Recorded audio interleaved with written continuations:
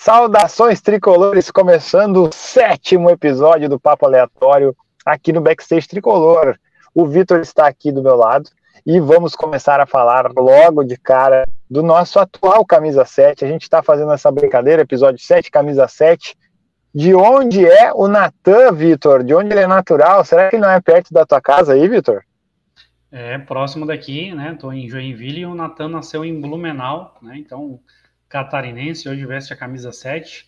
Camisa 7 que já foi de Renato, de Paulo Nunes, de Luan, mas tu tens informações a respeito da carreira dele, né? Ele que veio, estava no Fluminense, né? Tu sabe mais ou menos quais clubes ele passou, né? Inclusive ele passou aí por Portugal também.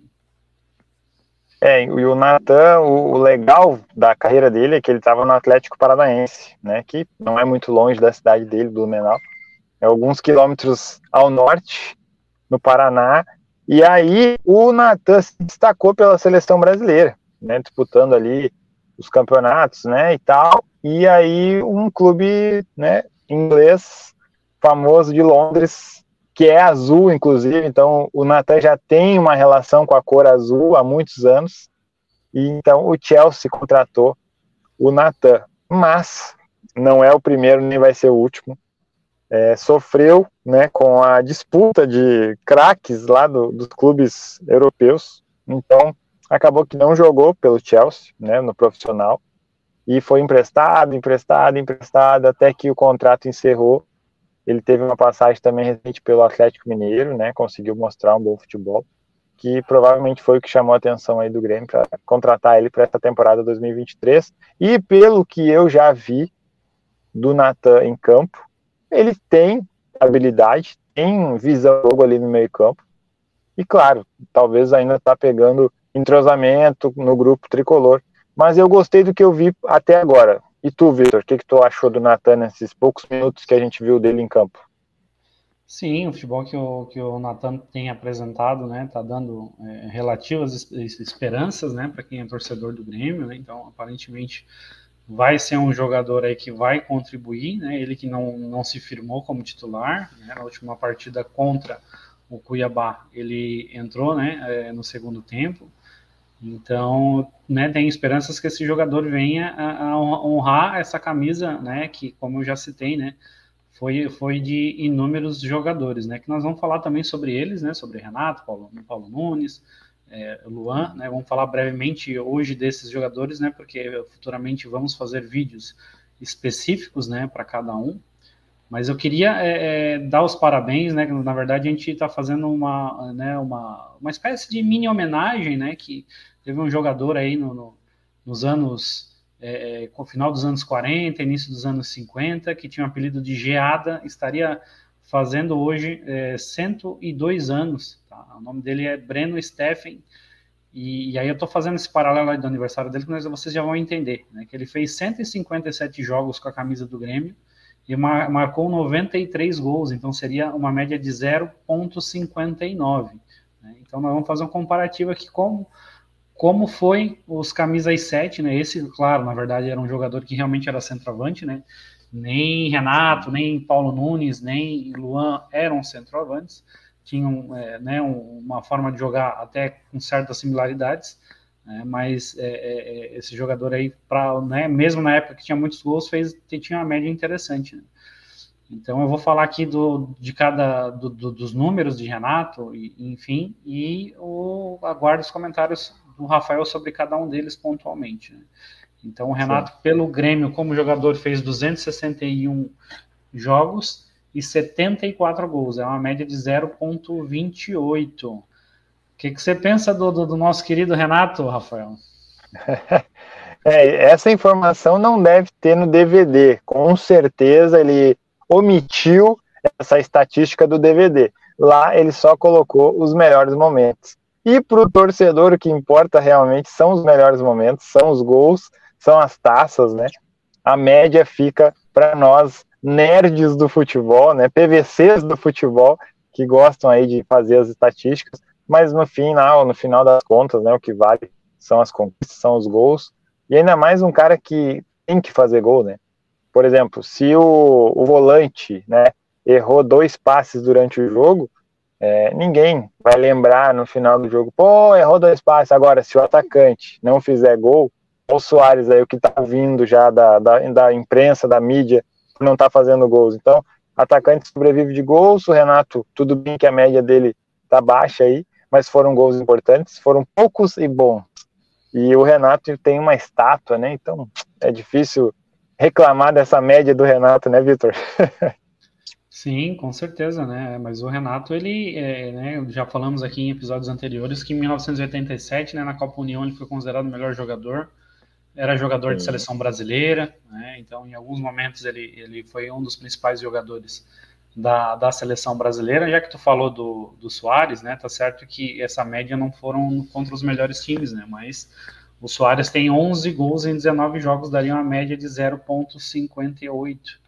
Né? Então ainda Ó, está quase um acima, geada, quase um geada, né? ou até melhor. O geada é 0,59, né? Um centésimo de Olha diferença. aí, cara. Ô, Suárez, vamos lá, vamos passar o geada, vamos. Se ele fizer gol contra o Bragantino e Red Bull Bragantino amanhã, né? No caso do domingo, ele já passa um pouquinho na frente o geada. Vamos para Arilson de Paula Nunes, Rafael. Olha, se falar esse nome, não sei se o pessoal vai lembrar quem é, hein? Então, né, o saudoso Paulo Nunes, né, fez 197 jogos, 69 gols, uma média de 0,35. Né, o Paulo Nunes, que aí já. O Renato jogava no famoso 4-3-3, né, que muitas vezes é replicado hoje em dia com algumas variações. Né. Já na época do Paulo Nunes, a grande maioria dos times no Brasil jogavam no 4-4-2, então eram 2 atacantes, né? Eram 2 volantes, 2 meias, 2 atacantes, né? Então era o sistema clássico ali dos anos 90, que foi quando o Paulo Nunes também foi multicampeão pelo Grêmio. Então ele era ali muitas vezes o segundo atacante né, e fazia muitas vezes a ponta esquerda, a ponta direita, né? Ficava fazendo os dois lados e muitas vezes o centroavante era o Jardel. Mais um jogador icônico aí que foi né, um dos principais nomes do bicampeonato da América em 1995. E no ano seguinte, artilheiro do brasileiro, que é uma das coisas aí que o Grêmio tem poucas vezes, né? Se eu não me engano, depois teve o Fabri, em 2002, o Jonas, 2010, né? E eu não lembro de outro antes do Paulo Nunes. E de lá para cá do Jonas não tivemos ninguém, né? Pois é, então por isso que tem que ser sempre destacado essa artilharia do Paulo Nunes em 96, porque não é fácil, hein? E era um ano que tinha vários jogadores de talento qualificados ali, então o Paulo Nunes ser artilheiro daquele ano foi realmente algo que tem que ser lembrado e memorado, sim, porque o cara fez história, né? E jogando nesse esquema que tu falou, do lado de um atacante fazedor de gols. Então, no fim, ele fez mais gols que o cara que era para fazer os gols, né? Que é para ser o nosso 9, né? Sim, então agora vamos falar do Luan, né? O rei da América, né? Campeão da Libertadores em 2017. O Luan que está no Corinthians, aí com esperança de voltar a jogar com o técnico Vanderlei Luxemburgo, que já passou por aqui.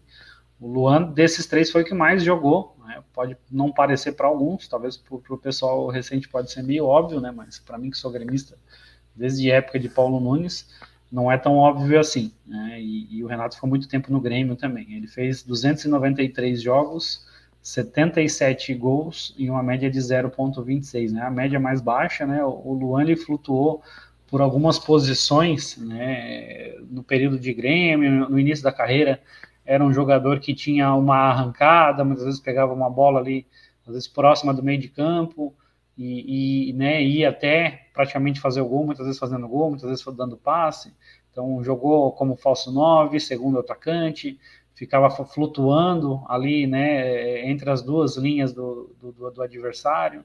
Então foi um jogador que teve momentos mágicos, né, e gremista que é mais recente, certamente, tem como um dos grandes ídolos, e certamente né, mais um que vestiu muito bem a camisa 7. Você concorda comigo, Rafael? Em tudo, porque foi espetáculo assim, o que ele fez com a camisa do Grêmio. E claro que daqui a pouco o fato de ele ter mais jogos é pelo fato de ele não ter sido negociado, né? O Grêmio se ficou segurando ele, e aí quando vê já não tinha mais propostas, aí não foi para a Copa 2018, e aí acabou que o Luan se perdeu um pouco, infelizmente, né? Porque nós torcíamos muito para que ele continuasse jogando bem, porque assim o Grêmio e nós, torcedores, seríamos favorecidos com mais taças, né? E aí aconteceu tudo isso.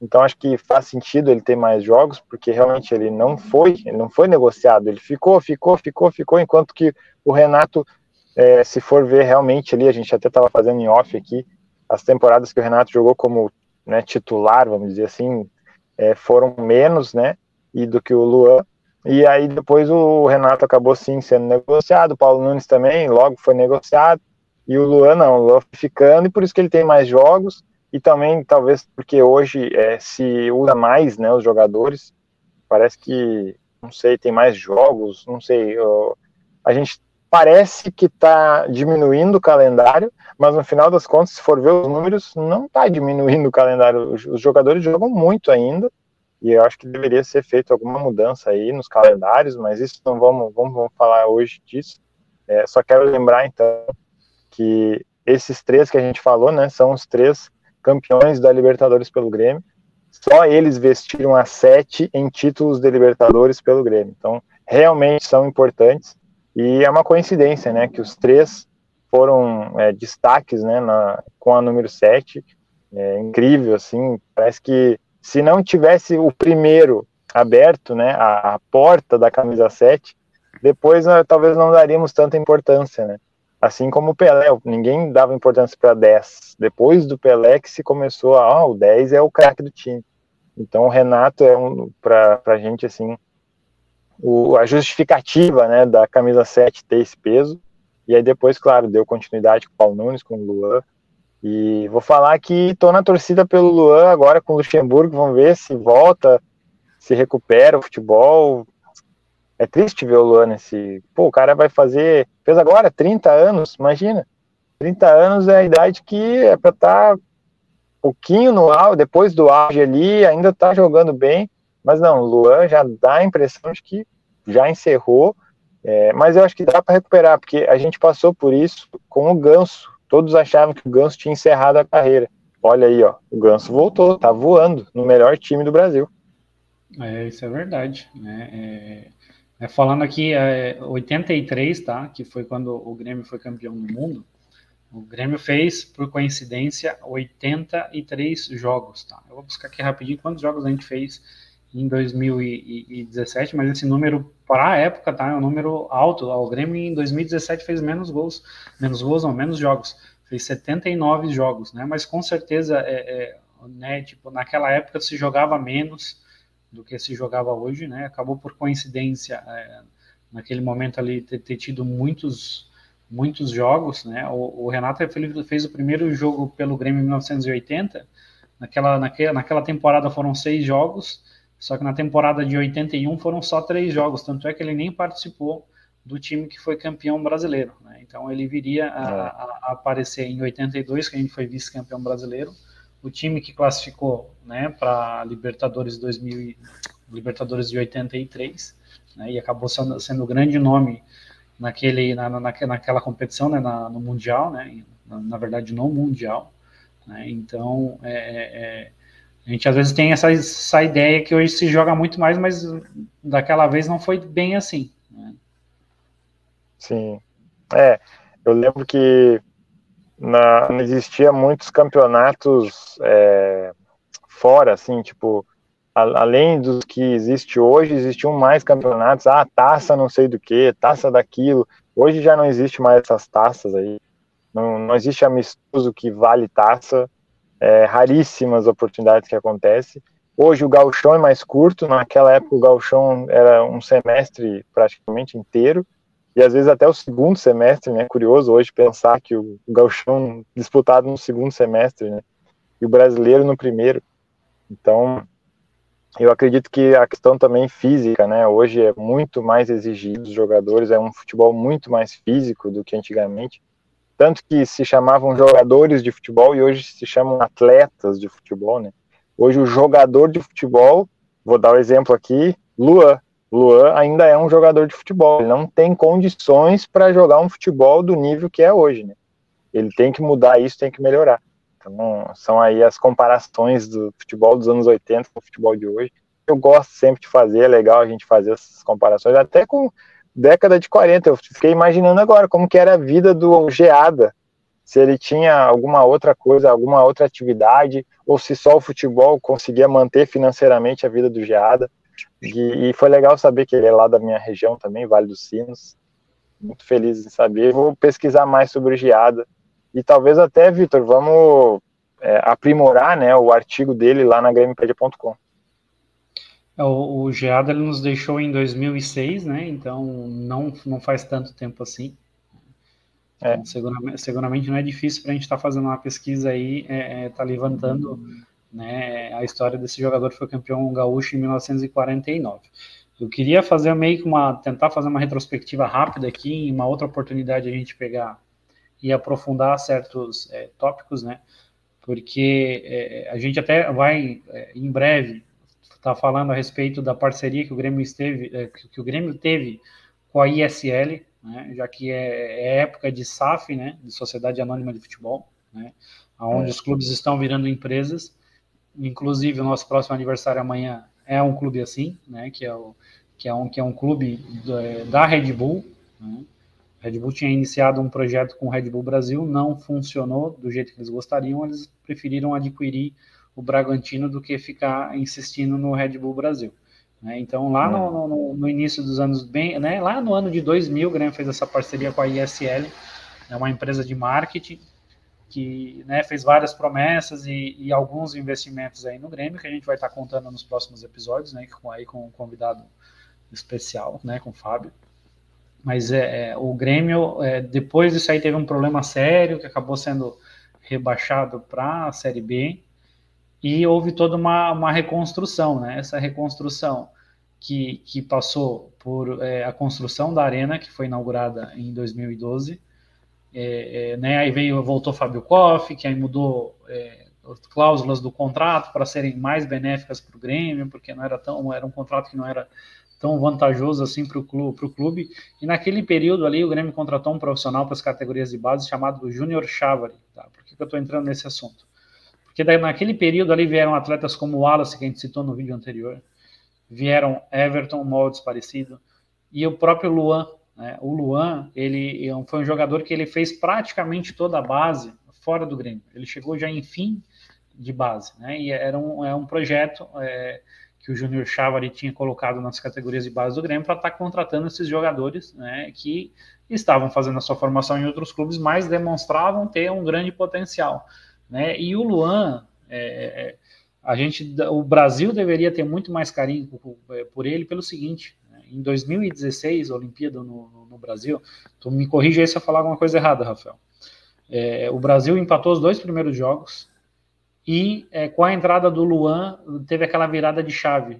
Aí o Brasil começou a ganhar e aí resultou no primeiro título olímpico do Brasil em 2016, e o Luan e o Wallace também foi um nome importante, né, dessa grande conquista que era a única que faltava para o futebol nacional. Né? Então, o Luan não pode ser só lembrado como o rei da América, o rei daquele momento do Grêmio, mas sim um grande jogador que foi talvez até mais importante que o Neymar naquela conquista de Olimpíada de 2016.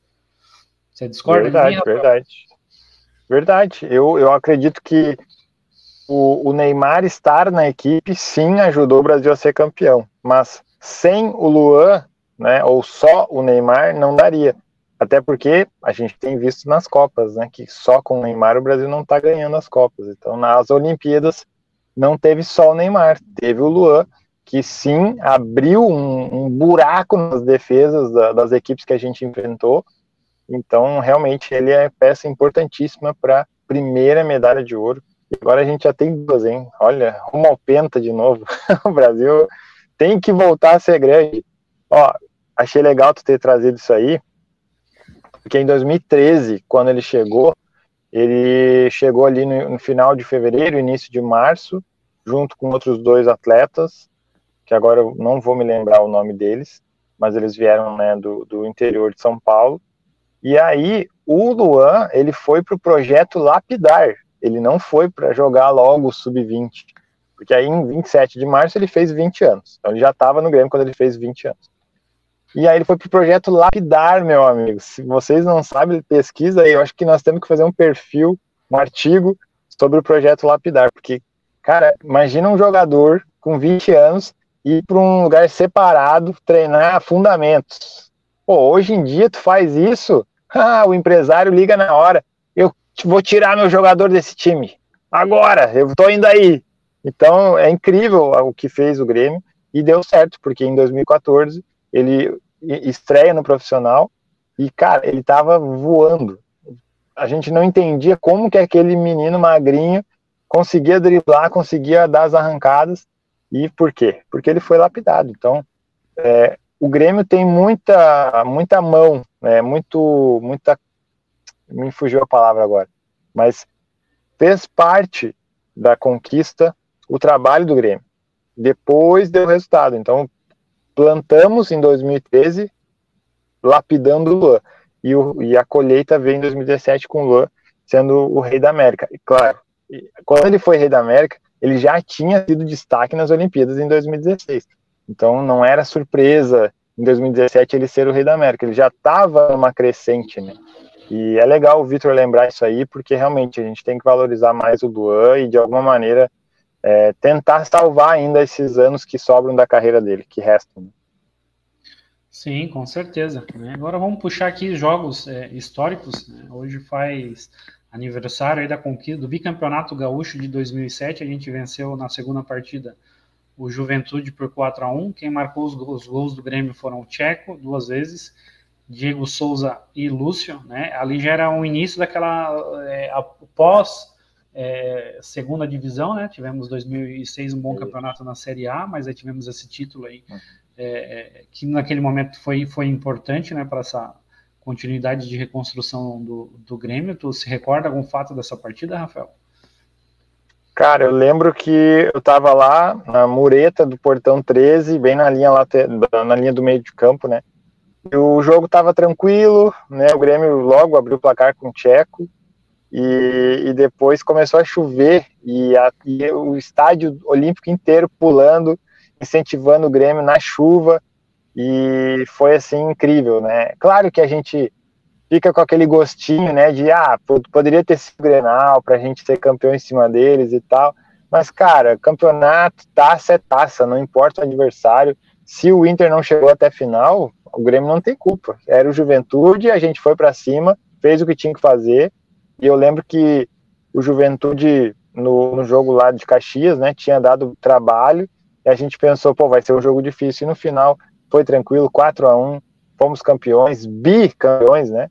E aí, claro que a gente depois passou lá pela final da Libertadores, que a gente não vai lembrar agora, que não é bom lembrar essas coisas, mas aí depois veio um ano de seca, né? 2008, 2009, aí 2010 que a gente foi voltar a ser campeão gaúcho. Então, o Vitor acabou de falar, a gente estava vindo numa crescente depois do rebaixamento, mas aí veio 2008 e 2009, que foi um pouco fora da curva ali, e faz parte, né? A gente vê que o Grêmio não consegue emendar assim 5 temporadas seguidas, igual na década de 90, né? Entre 93 e 97 ali, foram aí anos fantásticos de títulos e títulos. É difícil fazer. Agora a gente estava tendo, né, uma boa de 2016 ali, 17, aí 18 só veio o Gauchão. Então, tipo, não tô querendo menosprezar o Gauchão, mas, tipo, a gente cresce e quando vê, já baixa, né? É difícil manter, assim, né, uma sequência de anos na elite, né? Ainda mais agora com esses times milionários aí do Brasil, Palmeiras, Flamengo. Fica complicado, né, Vitor? Sim, mas o Gauchão veio em 2018, mas não vinha desde 2010, né? Foi um hiato aí muito, muito grande. Né? Ah, sim. Mas é que eu digo que 2016 Copa do Brasil, 17 Libertadores, a gente pensou, agora nós vamos, e daí conseguimos recuperar o Gauchão, que agora desde 2018 é nosso, né? Isso a gente tem que valorizar também, mas eu só comentei porque a gente achou que ia voltar a ser aquele Grêmio que todo ano estava lá, mas aí voltamos a ter só o Gauchão e vamos ver, esse ano aí A gente está sempre na expectativa. Esse é o segredo, né? Todo ano a gente tem que criar expectativa. Sim, com certeza, né? Tem alguns pontos interessantes aí, né, nessas situações aí que foram colocadas, né? Porque ali na questão do rebaixamento em 2004 e Série B em 2005, até o Mano Menezes ser o treinador, né, que ficaria a maior parte de 2005, 2006 e 2007, houve uma série de mudanças, né, entre né, o rebaixamento e até o Mano assumir, houveram mais de um treinador. E aí, qual foi, para mim, o grande porém, né, de 2007 para 2008, né? O Grêmio acabou rebaixando simbolicamente, né, o Corinthians, né? Quem se rebaixou foi o próprio Corinthians, mas o Grêmio na última rodada contribuiu em 2007. O Corinthians foi lá e levou o Mano Menezes. E aí isso aí foi meio que uma quebra de ciclo, né? Então, e aí o Grêmio não conseguiu colocar um técnico que ficasse né, uma sequência de tempo. Né? E antes do Mano Menezes, ali em 2005, quem teve uma sequência grande pelo Grêmio tinha sido o Tite. O Tite que assumiu, acredito que início de 2001, passou 2002 inteiro e iniciou 2003. Né? E aí assunto para um outro momento, né?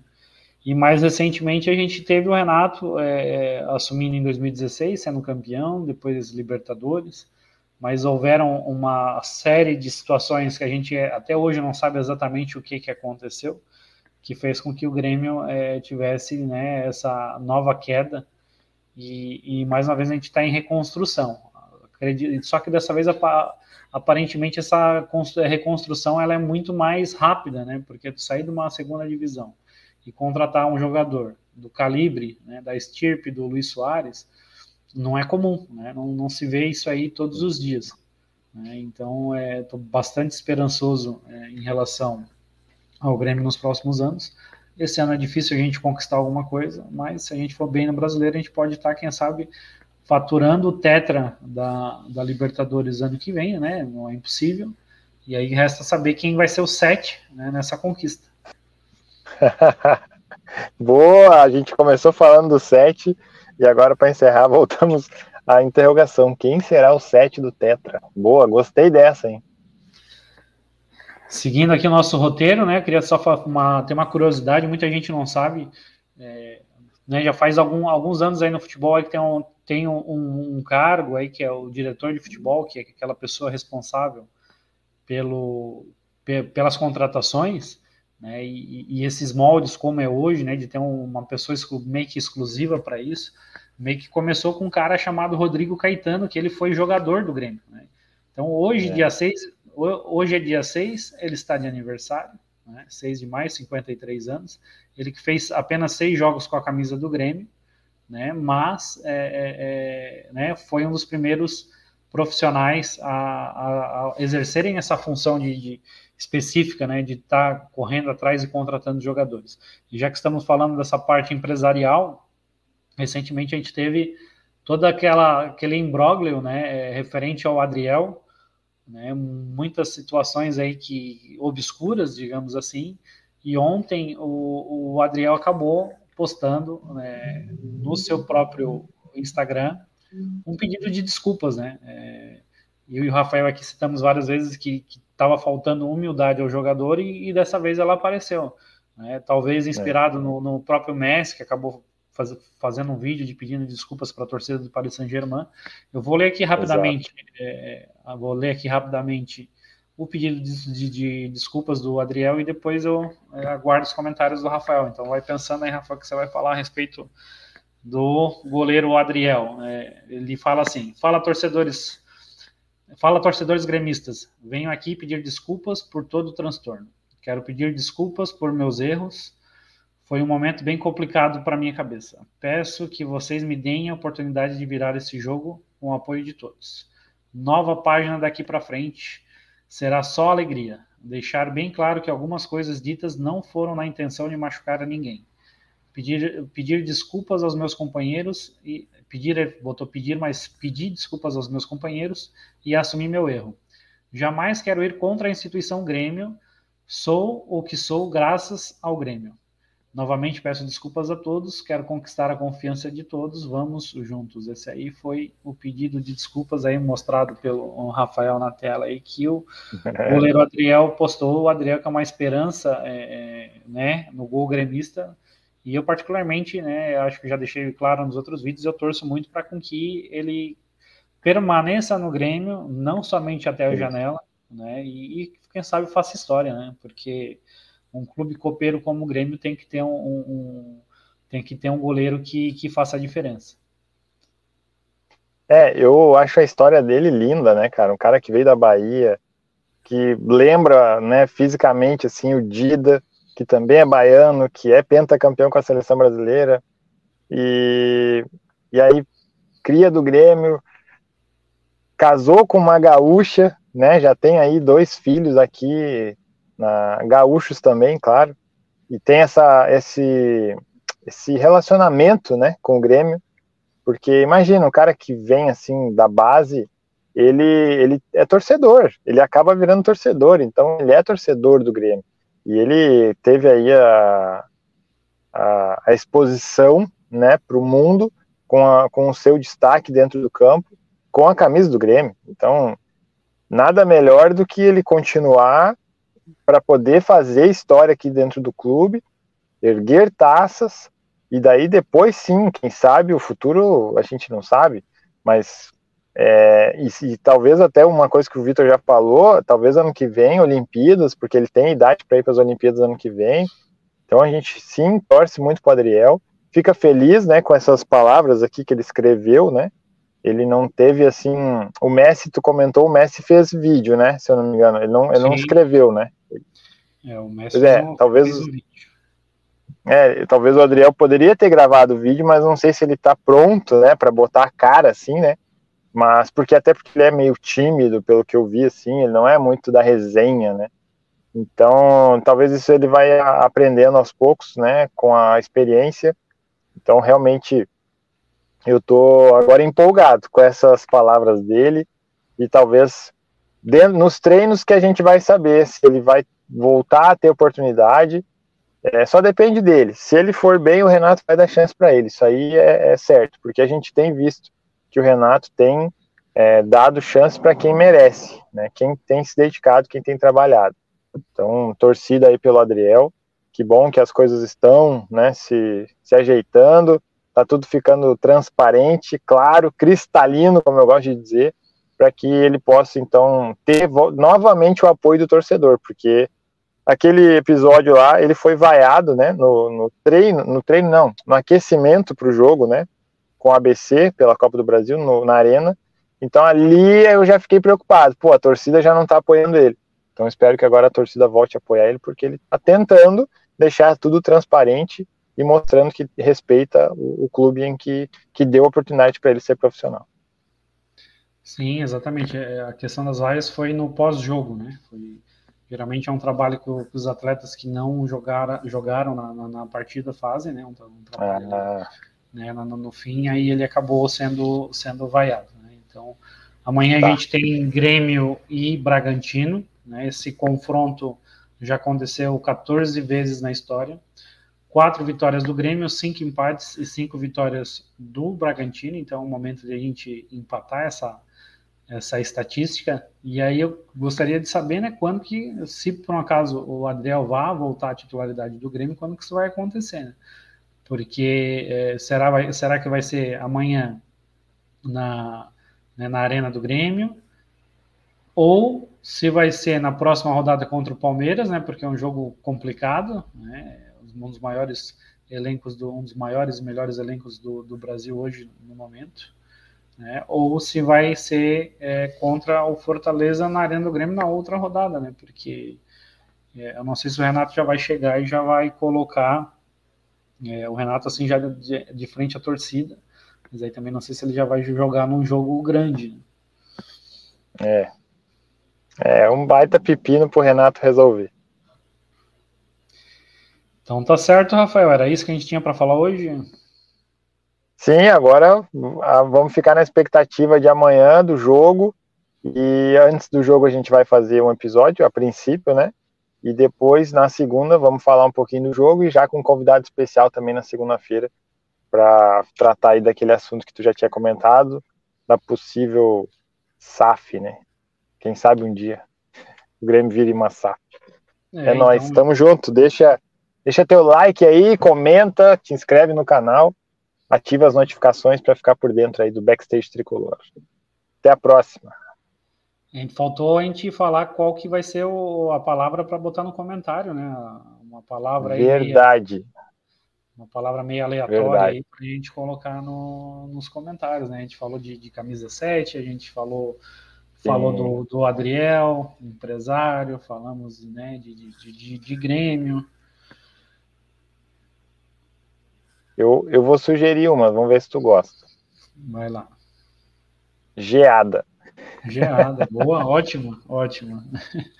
Esse apelido aí é muito bom. Então tá certo. Quem assistiu até aqui, quem assistiu vai, até o final, esses 35 minutos aí de vídeo, comenta geada aí pra gente saber que você chegou até aqui.